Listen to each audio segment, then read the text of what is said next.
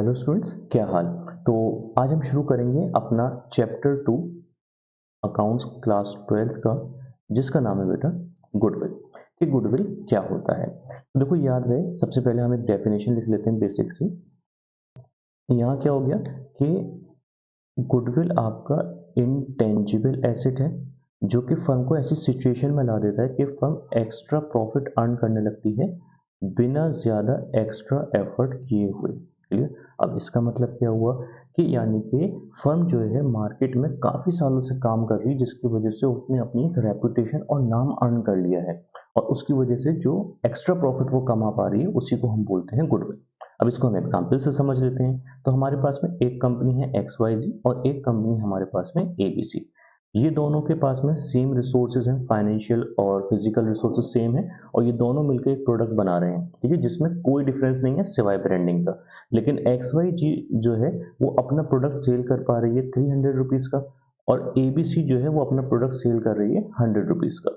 तो ये डिफरेंस क्यों है कि जब उनके फिजिकल रिसोर्सेज और फाइनेंशियल रिसोर्सेज सेम है, दोनों मेहनत भी सेम कर रहे हैं, तो फिर दोनों का प्रॉफिट डिफरेंट क्यों? बिकॉज क्योंकि XYZ कंपनी जो है वो काफ़ी सालों से मार्केट में काम कर रही है। मार्केट में काम करने की वजह से उसने अपना एक नाम अर्न कर लिया है, उसने अपनी रेप्यूटेशन यानी कि एक इज्जत अर्न कर ली है लोगों की नज़रों में। जबकि ABC जो है वो एक मार्केट में नया प्लेयर है विद द सेम प्रोडक्ट। ठीक है। तो अब इसने इतने सालों से जो एक नाम अर्न किया है उसकी वजह से इसके कस्टमर्स जो होते हैं वो हमेशा रिटेंटिव रहते हैं, यानी कि इसी के प्रोडक्ट्स को परचेज करते हैं और ज़्यादा इस प्रोडक्ट पर या इस ब्रांड पर भरोसा भी करते हैं। तो इसलिए ये जो ज़्यादा एक्स्ट्रा एफर्ट किए बगैर ज़्यादा प्रॉफिट अर्न कर पा रहा है, इसी को हम बोलते हैं गुडविल। यानी कि ये जो 200 रुपीज़ एक्स्ट्रा चार्ज कर रहा है XYZ, वो अब किस बात के ले रहा है? वो ले रहा है बेटा अपने गुडविल के। Is that clear?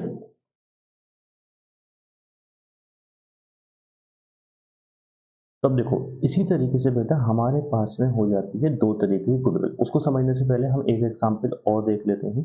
जैसे कि हमारे पास में एक कंपनी है कोका कोला, ठीक है। एक नई कंपनी आ रही है, जब तो पहले बहुत पहले चला करती थी हमारे पहले मम्मी पापा की टाइम पर कैंपा, ठीक है, लेकिन ये दोबारा मार्केट में आ रही है। तो कोका कोला ने अपना एक बहुत अच्छा ब्रांड और गुडविल जनरेट कर रखी है। ये आपकी 500 ml अगर आपको अराउंड पड़ रही है 40 रुपीज़ की, लेट अस ज्यूम, तो कैंपा वहीं पर 500 ml आती है आपकी 20 रुपीज़ की, विद सेम टेस्ट और थोड़ा सा डिफरेंस के साथ में। लेकिन फिर भी लोग जो है कोका कोला को प्रेफर कर रहे हैं। क्यों? बिकॉज कोका कोला ने बेटा हमारे लिए एक गुडविल अर्न कर रखी है, एक हमारे बीच में एक रेपुटेशन और नाम बना रखा है, जिसकी वजह से हम कोका कोला को ही हर बार परचेज करने के बारे में सोचते हैं। ठीक है, चलो। अब हमारे पास में गुडविल हो जाती है बेटा दो तरीके की। एक होती है आपकी परचेज्ड गुडविल, ठीक है, और एक हो जाती है बेटा आपकी अर्न गुडविल। अर्न गुडविल को हम सेल्फ जनरेटेड गुडविल भी बोलते हैं। क्या बोलते हैं? सेल्फ जनरेटेड, ठीक है, सेल्फ जनरेटेड गुडविल भी हम इसे बोलते हैं। अब परचेज गुडविल क्या होता है? परचेज गुडविल बेटा ये होता है कि एक्स फर्म ने टेक ओवर कर लिया वाई का बिजनेस, यानी कि एक्स एक अच्छी फर्म थी, तो इसने क्या किया, इसने वाई जो एक बिजनेस था इस पूरे बिजनेस को परचेज कर लिया। तो अब क्या होगा कि परचेज करते टाइम पर वो एक अमाउंट पे करेगा जिसे हम बोलते हैं परचेज कंसिडरेशन, यानी कि जितने में भी बात तय हो गई है उसे हम बोलेंगे परचेज कंसिडरेशन। अब लेट से एक्स के पास में जो एसेट्स हैं वो हैं 10 लाख रुपीज़ की, एक्स के पास जो लायबिलिटीज़ हैं वो हैं 2 लाख रुपीज़ की। तो अब पूरा पूरा बिजनेस ही टेक ओवर हो रहा है ना, तो यानी कि नेट अमाउंट जो एक्स पे करेगा वाई को वो कितना होगा? 8 लाख रुपीज़ फर्म को परचेज करने के लिए। लेकिन एक्स जो है वो क्या कर रहा है? एक्स वाई को पे कर रहा है 8 लाख के बदले 12 लाख रुपीज़। चलिए, अब भाई ऐसा क्यों? तो भाई एसेट्स और लायबिलिटीज का हमने नेट अमाउंट निकाला तो 8 लाख रुपीज़ का परचेज कंसिडरेशन आ रहा था, लेकिन जो पूरा एक्चुअल परचेज कंसिडरेशन आया वो कितना आया? वो आया आपका 12 लाख रुपीज। अब ऐसा क्यों, यहाँ 4 लाख का डिफरेंस क्यों आ रहा है? तो वाई ने बोला कि भाई मैं इतने सालों से मार्केट में काम कर रहा हूँ, तो मेरी भी अपनी एक गुडविल है, तो अगर आप मेरा बिजनेस परचेज करोगे तो आने वाले कई सालों तक आपको मेरे बिजनेस के नाम का भी फायदा मिलेगा। तो 4 लाख रुपए मैं चार्ज करूंगा अपने गुडविल के। तो जब हम किसी का भी बिजनेस टेक ओवर करते हैं उसके टाइम पर जो हमारे पास गुडविल आती है वो कहलाती है आपकी purchased goodwill. Is that clear? अब हम देखते हैं अपना अर्न्ड गुडविल। अर्न्ड गुडविल क्या होता है कि एक्स फर्म ने वहीं पर काफी सालों से मार्केट में काम कर रहा है, इसने अपना फर्स्ट ईयर निकाला, फिर इसने सेकंड ईयर निकाला, फिर इसने थर्ड ईयर निकाला, फोर्थ ईयर निकाला, और ऐसे ही ये अपने कई सालों तक बिजनेस में काम करता रहा और करते करते इसको अराउंड 20 to 25 ईयर्स हो गए। ठीक है, उससे पहले भी हो सकता है, लेकिन हम अज्यूम कर लेते हैं कि 20-25 साल से ये फर्म मार्केट में है। तो इतने सालों से इसने लोगों की नज़रों में अपनी एक ब्रांड जनरेट करी होगी, एक नाम जनरेट करा होगा, ठीक है, एक रेपुटेशन अर्न करी होगी। तो उसके लिए और या उसकी वजह से वो अपने प्रोडक्ट पर जो अमाउंट चार्ज करेगा वो गुडविल कहलाएगा। ठीक है, यानी कि ये जो गुडविल होगी वो कैसी कहलाएगी, वो कहलाएगी अर्न गुडविल, जो फर्म ने खुद कई साल से मेहनत करके मार्केट में अपने लिए अर्न करी है। ठीक है, अब देखो दोनों के बीच में हमारे पास एक डिफरेंस और आता है, वो ये कि जब हम गुडविल परचेज करते हैं तो यहाँ पर मनी का ट्रांजैक्शन होता है। मनी एक फर्म से दूसरे फर्म में ट्रांसफर करी जाती है, यानी कि पैसे का कोई ट्रांजैक्शन हो रहा है, पैसे का ट्रांजैक्शन हो रहा है, यानी कि कोई मॉनेटरी ट्रांजैक्शन यहाँ पर हो रहा है। अगर कोई भी मॉनेटरी ट्रांजैक्शन हो रहा है तो इसका मतलब इसको हम अपनी बैलेंस शीट में शो करेंगे as goodwill on the asset side. Is that clear बेटा? क्लियर? अगर कोई मॉनेटरी ट्रांजैक्शन हुआ है मतलब वो कहीं ना कहीं रिफ्लेक्ट जरूर करेगा बैलेंस शीट में, तो उसको हम एसेट्स में दिखा देंगे एज गुडविल, क्योंकि परचेज्ड है।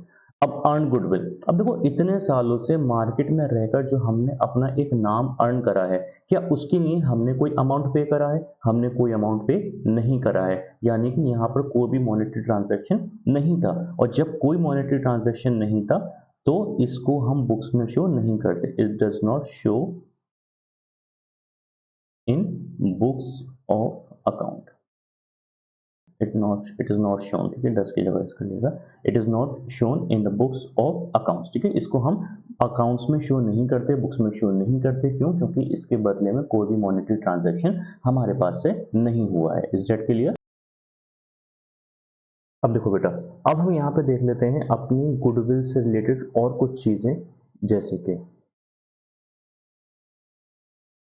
देखो सबसे पहले हम देखेंगे features of goodwill. Features of goodwill में पहला क्या आ जाता है आपके पास में, it is an intangible asset. यानी कि गुडविल आपका कैसा एसेट है? गुडविल आपका बेटा इंटेंजिबल एसेट है। इंटेंजिबल एसेट यानी कि जिसको हम ना देख सकते हैं ना छू सकते हैं, लेकिन फिर भी ये एग्जिस्ट करता है। इंटेंजिबल एसेट की एक एग्जांपल हमारे पास में गुडविल आ जाती है। फिर हमारे पास में जैसे कि पेटेंट्स, ट्रेडमार्क्स, कॉपीराइट्स, ये सब हमारे इंटेंजिबल एसेट्स हो जाते हैं। फिर सेकंड है, it does not have an existence separate from that of an enterprise. अब गुडविल जो होती है वो एंटरप्राइज से अलग नहीं होती, यानी किसी फर्म से अलग नहीं होती। फर्म होगी तभी गुडविल होगी, वरना कहीं गुडविल एग्जिस्ट कर ही नहीं सकती। It is helpful in earning higher profit. Goodwill आपको हेल्प करता है हाई प्रॉफिट अर्न करने की, जिसको हमने अभी पीछे देखा था। It is an attractive force. Attractive force मतलब कि ये कस्टमर्स अपनी तरफ खींच कर लाता है। जैसे कि कुरकुरे, कुरकुरे की अपनी एक ब्रांडिंग है कि ये शुरू से ऑरेंज कलर में ही आ रहा है। अगर हम इसका जनरल फ्लेवर देखें तो इसकी एक अपनी गुडविल है, और इसकी पैकिंग की भी अपनी एक इमेज है कि अगर हम कोई भी ऑरेंज पैकिंग देखेंगे वेफर्स में तो हमें पता चल जाएगा कि यार ये कुरकुरे ही है। ऐसे अगर हम बालाजी देखें तो बालाजी जो है अपनी पैकेजिंग लेकर आ रहा है कि उस पर कहीं ना कहीं हमें एक ट्राइंगल देखने को मिलता है, तो वो देखते ही हमें समझ में आ जाता है कि ये बालाजी की ही नमकीन है। फिर it comes into existence due to various factor. अब बहुत सारी वजहों से गुडविल जो है हमारे पास वैल्यू हो जाती है। जैसे कि हमारे पास हमने अपना बिजनेस की लोकेशन हमारी बहुत अच्छी थी, उसकी वजह से हमारी गुडविल अर्न हो गई। हमारे कॉन्ट्रैक्ट्स बहुत अच्छी फर्म के साथ में हुए थे, हमारी ब्रांडिंग बहुत अच्छी थी, ट्रेडमार्क्स अच्छे थे, कॉपीराइट्स हमारे पास में थे, हमारी मार्केट में हमने एक रेपुटेशन अर्न कर रखी थी। ऐसी बहुत सारी चीजें होती हैं जिससे हमें गुडविल अर्न करने में हेल्प मिल जाती है। फिर नेक्स्ट है, it is difficult to place an exact value of goodwill. अब देखो गुडविल की एग्जैक्ट वैल्यू कैलकुलेट नहीं की जा सकती। अब मैं सिर्फ एक एस्टिमेट कर सकता हूं कि हमारे पास में मैगी है, नेस्ले है, इसकी गुडविल हमने अज्यूम कर ली कि ये 100 CR की इसकी एक गुडविल है। लेकिन असल में हम किसी की भी रेपुटेशन की वैल्यूएशन कैसे निकाल सकते हैं? क्लियर। किसी भी ह्यूमन के या किसी भी फर्म की जो रेपुटेशन है, जो इज्जत है, उसकी गुडविल या उसकी जो वैल्यूएशन है वो कैलकुलेट नहीं की जा सकती है।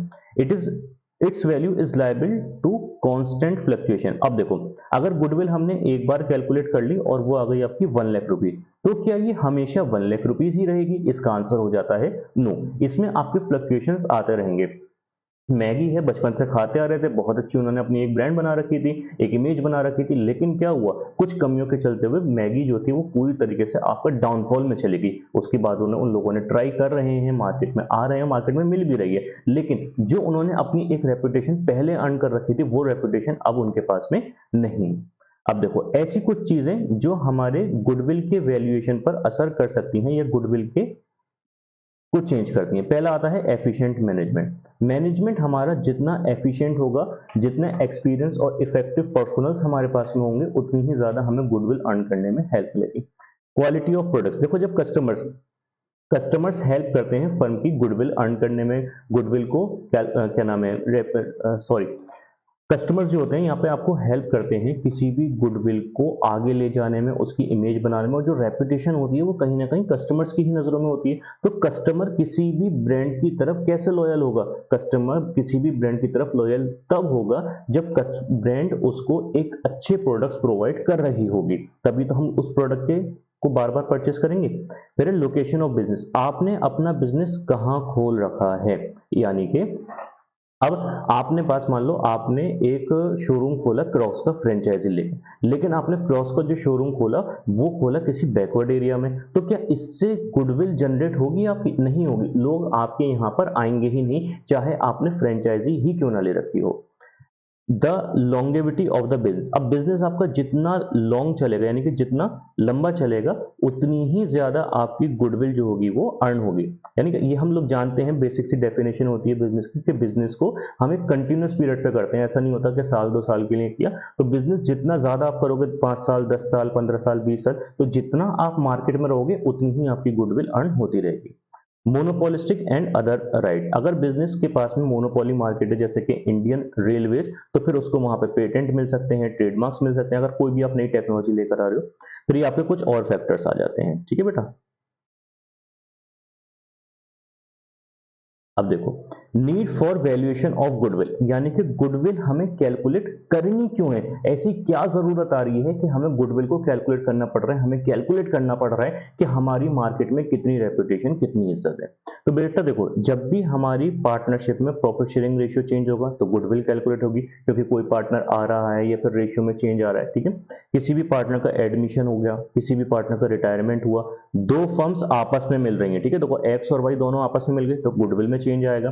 फिर अगर हमने पार्टनरशिप को सोल्ड किया तो ये कैसी हो जाएगी? आपकी परचेज गुडविल हो जाएगी। जब पार्टनरशिप को हम कंपनी में कन्वर्ट कर रहे हैं तो ये सारी आपकी कंडीशंस हो जाती हैं जहां पर हमें गुडविल को कैलकुलेट करने की जरूरत पड़ेगी। फिर classification of goodwill, purchase goodwill और सेल्फ जनरेटेड गुडविल, इसको हम पीछे डिस्कस कर चुके हैं। इसके कैरेक्टरिस्टिक्स देख लेते हैं कि परचेज गुडविल जो होती है वो अराइज होती है जब भी हम किसी भी बिजनेस को या ब्रांड को परचेज करते हैं। इसके बदले में हम कंसिडरेशन पे करेंगे, इसलिए इसको बुक्स में रिकॉर्ड किया जाता है, ये बैलेंस शीट में शो करी जाएगी। इट इज अमोर्टाइज, यानी कि ये डेप्रिशिएट हो जाती है at earliest but no later than its estimated useful life, यानी कि ये जल्द से जल्दी आपकी क्या होती है? अमोर्टाइज हो जाती है। वैल्यू इज सब्जेक्टिव जजमेंट, ठीक है। अब इसकी जो परचेज गुडविल की जो वैल्यूएशन है वो डिपेंड करेगी सेलर और परचेजर पर कि उन्होंने उसका कितना वैल्यूएशन निकाला, ठीक है। यानी कि एग्जैक्ट तो निकलेगा ही नहीं, तो इसकी जो भी वैल्यूएशन है वो सेलर और परचेजर के ऊपर ही डिपेंड करेगी कि उन्होंने कितना वैल्यूएशन निकाला है। सेल्फ जनरेटेड गुडविल की कैरेक्टरिस्टिक्स की बात करें तो ये कई सालों तक काम करने की वजह से होती है। ट्रू कॉस्ट जो होती है उसको हम कभी प्लेस नहीं कर सकते, और वैल्यू जो होती है वो फिर आपके जजमेंट पर ही बेस करती है, यानी कि आपने किस जजमेंट के बेसिस पे गुडविल को कैलकुलेट किया है। याद रहे कि गुडविल जो होती है उसके लिए जो अकाउंटिंग स्टैंडर्ड बना हुआ है वो है अकाउंटिंग स्टैंडर्ड 26, जो कि डील करता है इंटेंजिबल एसेट्स के साथ में। अब हम ये इतना थ्योरी क्यों पढ़े? बेटे देखो, थ्योरी पढ़ने का एक फायदा हमारे पास में ये होता है कि आप लोग बोर्ड्स की भी आपकी तैयारी होगी, इसलिए आपके एमसीक्यूज आएंगे, साथ में आपके लिए सीयूईटी है, एएमयू, जामिया, इनके एंट्रेंसेस हैं। तो एंट्रेंसेस में जो सबसे ज्यादा कवर किया जाता है वो किया जाता है आपका थ्योरेटिकल पार्ट, न्यूमेरिकल आता है बहुत कम, उसकी भी तैयारी हम आप लोगों को कराएंगे। पहले हमारा एम है कि बोर्ड्स का जल्द से जल्द कंप्लीट कर लें। अब देखो फिर आता है हमारे पास में next topic, method of valuation of goodwill. कि गुडविल को कैलकुलेट करने के कितने मेथड्स होते हैं। तो बेटा ये होते हैं तीन, एक होता है एवरेज प्रॉफिट मेथड, एक होता है सुपर प्रॉफिट मेथड और एक होता है आपका कैपिटलाइजेशन मेथड। अगर हम एवरेज प्रॉफिट की बात करें तो एवरेज प्रॉफिट में हमारे पास में दो मेथड आ जाते हैं, एक आता है सिंपल एवरेज प्रॉफिट मेथड और एक आ जाता है आपका weighted average profit method. Super फिर आ जाता है, ठीक है, ये तो हो गया एवरेज प्रॉफिट। फिर आ जाता है आपके पास में सुपर प्रॉफिट मेथड और फिर आता है कैपिटलाइजेशन। तो कैपिटलाइजेशन के अंदर भी दो होते हैं, कैपिटलाइजेशन ऑफ एवरेज प्रॉफिट और कैपिटलाइजेशन ऑफ सुपर प्रॉफिट। तो इस तरीके से तीन क्लासिफिकेशन और उन क्लासिफिकेशन के अंदर हम 5 टाइप्स पढ़ेंगे गुडविल को कैलकुलेट करने के, ठीक है। तो इसके फॉर्मूलाज आपको याद करने होंगे, ठीक है, फॉर्मूलाज आपको याद रहने चाहिए। ये बेटा पीडीएफ जो है ये आपको हमारे टेलीग्राम चैनल पर मिल जाएगी, जिसका लिंक हमने नीचे डिस्क्रिप्शन में दे रखा है। देखो सिंपल एवरेज प्रॉफिट मेथड में सबसे पहले हमें कैलकुलेट करना होता है एवरेज प्रॉफिट, जिसका फॉर्मूला क्या हो जाता है, total profit of preceding years upon total number of years, ठीक है। अगर 4 साल का प्रॉफिट दे रखा है तो वो total profit upon number of years, ठीक है। अब जैसे मान लो 4 साल का प्रॉफिट हमें दे रखा है 1 लाख प्लस 2 लाख प्लस 3 लाख और प्लस 50,000, ठीक है। तो ये total profit divided by number of years that is 4। तो अब देखो टोटल प्रॉफिट कितना आ गया, 1 लाख 3 लाख 6 लाख, तो ये आ गया आपका 6,50,000 डिवाइडेड बाय 4। अब इसको अगर हम कैलकुलेट कर लेंगे तो कितना आएगा, 4 1 जा 4 हो गया,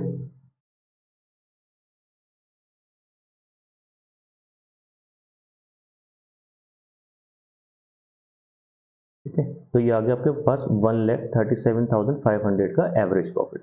फिर एवरेज प्रॉफिट निकालने के बाद में हम कैलकुलेट करते हैं यहाँ पर गुडविल। अब गुडविल कैलकुलेट करने का फॉर्मूला क्या होता है इस मेथड के अंदर, तो वो होता है average profit into number of years of purchase. अब एवरेज प्रॉफिट हमारे पास में कितना है, 1,37,500 into number of years of purchase.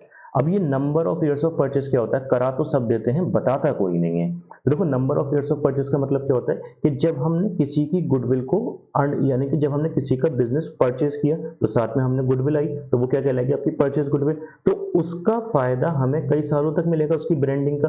तो जितने सालों तक हमें उसकी ब्रांडिंग का, उसके नाम का फायदा मिलेगा, उसे कहते हैं number of years of purchase. मान लो हमारे पास में ये हो जाता है 2। तो अब हमारे पास फर्म की गुडविल कितनी आ गई,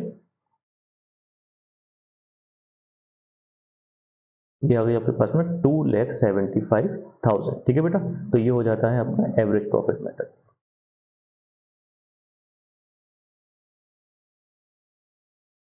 अब देखो अगर हमारे पास में कुछ एडजस्टमेंट्स दे रखे होते हैं कभी कभी एवरेज प्रॉफिट में, तो उसके लिए आपको बिल्कुल नहीं सोचना समझना कि यार एडजस्टमेंट्स आ गए मैं कैसे करूंगा, ठीक है। तो देखो बहुत सिंपल सा है, अगर क्वेश्चन में आपको दे रखा है गेन तो आप क्या कर दोगे उसको माइनस, अगर उसमें आपको दे रखा है लॉस या एक्सपेंस तो उसे आप क्या कर दोगे प्लस, इस डेट के लिए, ठीक है। कुछ भी नहीं होता एडजस्टमेंट में, सिंपल सा रहता है, गेन को करेंगे माइनस, लॉस को कर देंगे हम प्लस, इस डेट के लिए। फिर आता है हमारे पास में वेटेड एवरेज प्रॉफिट मेथड। अब देखो वेटेड एवरेज प्रॉफिट मेथड में क्या होता है कि हमारे पास में कई साल का प्रॉफिट दे रखा होगा, जैसे कि 2011 का, 2012 का, 13 का, 14 का, ठीक है। अब देखो जैसे कि 2011 में हमें प्रॉफिट दे रखा था 1 लाख, 2012 में दे रखा था, सॉरी 2013 में है 3,000 और 2014 में है 4,000। पहला साल कितना था आपका, ये था 1,000, ठीक है। ये हो गया आपका प्रॉफिट, ये हो गया वेट और ये हो गया आपका वेटेड प्रॉफिट, ठीक है। दूसरे साल का प्रॉफिट था आपका 2,000, तीसरे साल का था 3,000, चौथे साल का प्रॉफिट था 4,000। अब हम इसको वेट असाइन करेंगे 1 2 3 और 4। तो वेटेड प्रॉफिट कितना आ जाएगा, 1,000, 4,000, 3,000 इंटू 3 9,000, 4,000 इंटू 4 ये हो गया आपका 16,000। अब वेटेड प्रॉफिट का टोटल करेंगे तो ये वेटेड प्रॉफिट आ गया 30,000 और वेट का टोटल करेंगे तो कितना आ जाएगा, ये आ गया आपका 10। तो अब हम निकालेंगे वेटेड एवरेज प्रॉफिट, जिसका फॉर्मूला होता है total of weighted profit upon total weight. तो ये आ गया आपका 30,000 डिवाइडेड बाय 10। तो वेटेड प्रॉफिट आपके पास में कितना आ जाएगा बेटा, 3,000। फिर हम कैलकुलेट करेंगे गुडविल, जिसका फॉर्मूला क्या हो जाता है, weighted profit into number of years of purchase. तो वेटेड प्रॉफिट आपके पास में है 3000 into number of years of purchase 2। तो गुडविल आपकी कितनी आ गई बेटा 6000 रुपीज। ठीक है, तो इस तरीके से हम वेटेड प्रॉफिट का क्वेश्चंस को सॉल्व कर सकते हैं। अब देखो, अब हमारे पास में नेक्स्ट मेथड आ जाता है सुपर प्रॉफिट मेथड। ठीक है, देखो सुपर प्रॉफिट मेथड। तो बेटा देखो सुपर प्रॉफिट मेथड में हमारे पास में क्या स्टेप्स रहेंगे। सबसे पहले हमें कैलकुलेट करना होगा एवरेज प्रॉफिट, जो कि हमने सीख लिया। सेकंड स्टेप में हमें निकालना होता है नॉर्मल प्रॉफिट, जिसका फॉर्मूला हो जाता है capital employed into normal rate of return. Normal rate of return का मतलब क्या होता है कि जितना भी कैपिटल हम उस बिजनेस में इन्वेस्ट कर रहे हैं उस पर normally market rate of return कितना आएगा। फिर थर्ड स्टेप में हम निकालते हैं सुपर प्रॉफिट, जिसका फॉर्मूला हो जाता है average profit minus normal profit. Fourth step में हम कैलकुलेट करेंगे आपका गुडविल। गुडविल का फॉर्मूला हो जाता है super profit into number of years of purchase. ठीक है बेटा, तो ये हमारे पास में मेथड हो जाता है कि सुपर प्रॉफिट फॉर्मूला कि सुपर प्रॉफिट मेथड के जरिए हम अपनी गुडविल को किस तरीके से कैलकुलेट कर सकते हैं। तो एक क्वेश्चन देखते हैं। अब देखो हमारे पास में बेटा क्वेश्चन दे रखा है कि एवरेज नेट प्रॉफिट फर्म का दे रखा है आपको 68,000, कैपिटल इन्वेस्टेड आपका 3,50,000, रेट ऑफ रिटर्न मार्केट में आ रहा है आपका 12%, रेम्यूनरेशन जो पार्टनर्स को दी जा रही है वो दी जा रही है आपको 8,000 रुपीज की। आपको गुडविल कैलकुलेट करनी है on the basis of 2 years purchase. Is it clear? Question सभी के समझ में आ चुका होगा। तो अब हम देखते हैं अपना क्वेश्चन का सॉल्यूशन। ठीक है, देखो सबसे पहले अगर हमारे पास में एवरेज प्रॉफिट दे रखा है 68,000, बट यहाँ पर हमारे पास रेम्यूनरेशन भी है पार्टनर्स की, डेट इज 8,000 रुपीज। तो उसका हम अपने नेट प्रॉफिट में से माइनस कर देंगे, तो एक्चुअल प्रॉफिट हमारे पास में आ जाएगा 60,000 रुपीज। Is that clear? फिर हम निकालेंगे आपका नॉर्मल प्रॉफिट। तो नॉर्मल प्रॉफिट निकालने के लिए कैपिटल एम्प्लॉयड है आपका 3,50,000 और मार्केट रेट ऑफ रिटर्न है आपका 12%। तो 3,50,000 का हम 12% करेंगे तो ये अमाउंट आ जाएगा 3,50,000 इंटू 12%। तो ये आपका अमाउंट आ जाता है 42,000 रुपीज। ठीक है, अब देखो इसका मतलब क्या हुआ कि जितना भी कैपिटल हमने इन्वेस्ट किया था उस पर मार्केट रेट के हिसाब से हमें 42,000 रुपीज अर्न करने चाहिए थे, बट ऑन एन एवरेज हम कितना अर्न कर रहे हैं 60,000 अर्न कर रहे हैं, यानी कि अपने ROI से ज़्यादा का हम प्रॉफिट अर्न कर पा रहे हैं। तो इसका फॉर्मूला क्या हो जाता है सुपर प्रॉफिट का average profit minus normal profit. अब हमने प्रॉफिट कितना अर्न किया 60,000, लेकिन एक्सपेक्टेड कितना था 42, तो यानी कि 18,000 का हमने कमाया सुपर प्रॉफिट। फिर हम निकालेंगे गुडविल। तो गुडविल निकालने का फॉर्मूला हमें अभी ऊपर देखा, तो super profit into number of years of purchase हमें क्वेश्चन में दे रखा है बेटा आपका 2। तो 18,000 इंटू 2, तो गुडविल हमारे पास में आ जाती है 36,000 रुपीज। ठीक है, तो इस तरीके से हमारे पास सुपर प्रॉफिट के क्वेश्चन भी हम सॉल्व कर सकते हैं। अब हम नेक्स्ट देखते हैं, हमारे पास में मेथड आता है थर्ड मेथड, वो होता है कैपिटलाइजेशन मेथड। कैपिटलाइजेशन मेथड के अंदर हम दो मेथड्स और आते हैं, जिसमें पहला आता है कैपिटलाइजेशन ऑफ एवरेज प्रॉफिट। ठीक है, अब देखो इसके लिए हम एक क्वेश्चन देखते हैं। ओके सो ठीक है, अब देखो मान लो हमारे पास में एक क्वेश्चन है, क्वेश्चन में एवरेज प्रॉफिट आपको दे रखा है 1 लाख रुपीज, उस पर नॉर्मल रेट ऑफ रिटर्न आ रहा है आपका 10%। Is it clear? और हमारे पास में नेट एसेट्स, ठीक है, नेट एसेट्स मतलब नेट एसेट्स का मतलब हो जाता है कैपिटल एम्प्लॉयड, ये आपको दे रखा है 20 लाख। अब हमें निकालना है कैपिटलाइजेशन ऑफ एवरेज प्रॉफिट। तो इसमें सबसे पहले हमारे पास में जो हम इस्तेमाल करते हैं वो हम क्या करेंगे कि सबसे पहले हम यहाँ पे निकालेंगे सॉल्यूशन में कैपिटलाइज्ड प्रॉफिट। अब कैपिटलाइज्ड प्रॉफिट हमारे पास में कैसे आएगा, कैपिटलाइज प्रॉफिट निकालने का फॉर्मूला हो जाता है average profit into 100 on NRR। तो एवरेज प्रॉफिट हमें दे रखा है 10 lakh into 100 upon N R, normal rate of return कितना है आपका 10%। तो कैपिटलाइज प्रॉफिट आपके पास में आ गया 10 लाख का 1 करोड़, ठीक है। और सॉरी, हमारे पास में अभी ये जो था इसको हम 20 लाख की मानेंगे, ठीक है। चलो, तो अब हमें निकालना है गुडविल, ठीक है। तो अब गुडविल निकालने का फॉर्मूला यहाँ क्या हो जाता है, देखो गुडविल निकालने का फॉर्मूला इसमें हो जाता है capitalised profit minus net assets. तो कैपिटलाइज्ड प्रॉफिट आपके पास में कितना आ गया 1 करोड़ माइनस नेट एसेट्स हमारे पास में कितने दे रखे हैं 20 लाख के। तो गुडविल का वैल्यूएशन हमारे पास में आ जाता है 80 लाख रुपीस। तो ये हो जाता है आपका capitalization method of average profit. इसके बाद में हमारे पास में जो नेक्स्ट मेथड आता है वो आता है आपका capitalization of super profit method, ठीक है। तो हम यहाँ पे देखेंगे capitalization of super profit method, ठीक है। तो देखो सेकंड आ जाता है कैपिटलाइजेशन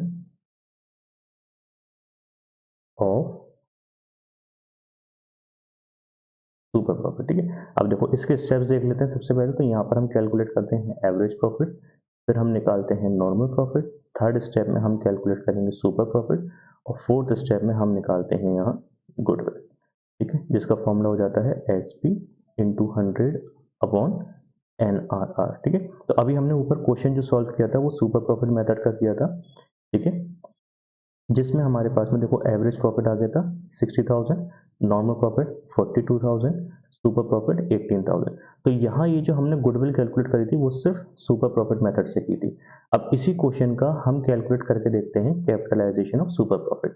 तो देखो बेटा, एवरेज प्रॉफिट हमारे पास में क्वेश्चन में कितना गिवन था, इसको हम यहाँ हाईलाइट कर लेते हैं डिफरेंट कलर से, ठीक है। देखो एवरेज प्रॉफिट हमारे पास में कितना आया था 60,000, नॉर्मल प्रॉफिट आ गया था 42,000, सुपर प्रॉफिट आ गया था 18,000।